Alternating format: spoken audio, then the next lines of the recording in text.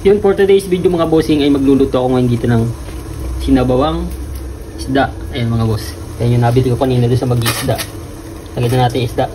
Talanguin na natin sa nagkukulong tubig at baka yan ay buhay pa ulit.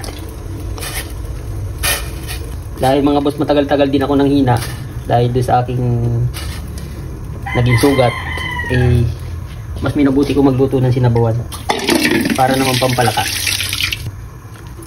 Yan. 1 kilong asin.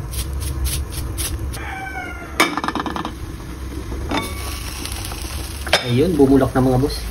Ilagay na natin itong gulay, pampalinaw ng mata, para lahat ng siksi ay aking makita. Yun. Katas ng kalamansi. Yan ay libre-libre. So ayun mga boss, ito na yung aking sinabawang isda na may talbos ng kamuting baging. Ay, sarap naman ng sabaw.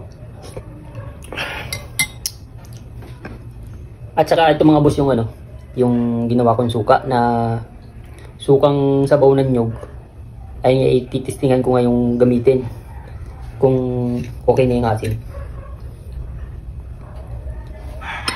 Nilagyan ko lang mga boss ng ng kunting sili kasi hindi pa masyadong maanghang to. Dahil ko kunti yung sili ko na ilagay. Ayan. Ang sarap ito mga boss dito sa piniritong isda. Sasawsaw natin dito sa aking ginawang suka na sabaw ng nyug. Lagyan natin konting sili.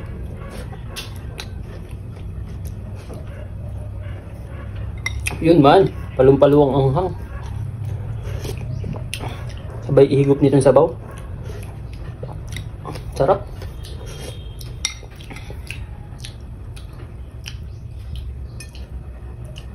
Kain tayo mga boss. Masarap pag nakasabaw dito sa kanin. Yun.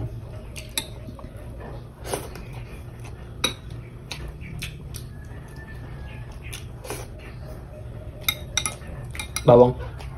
Hili ko sa bawang.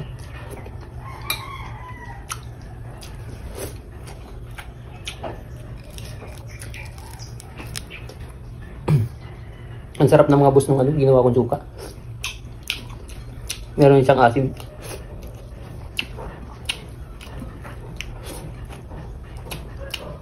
Ilang araw ko rin mga boss itong in-stock. Ngayon masarap ng lasa.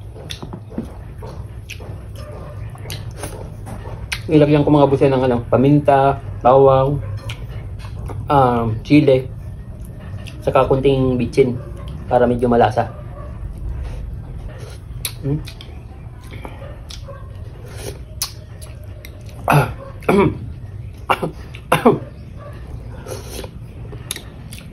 Medyo nakakasambit mga boss yung ang asim ng suka.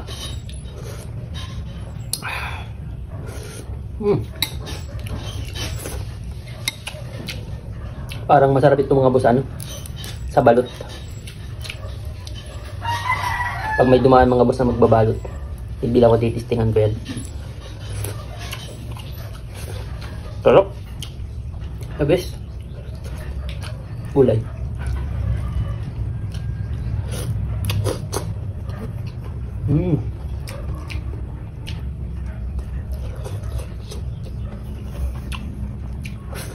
Medyo manamis-namis pa mga boss yung laman ng isda kasi sariwa. Tapos yung sabaw naman medyo may kunting asim.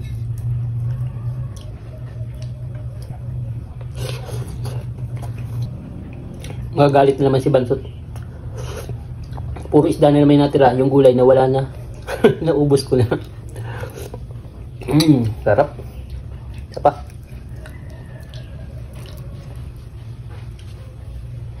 Yan.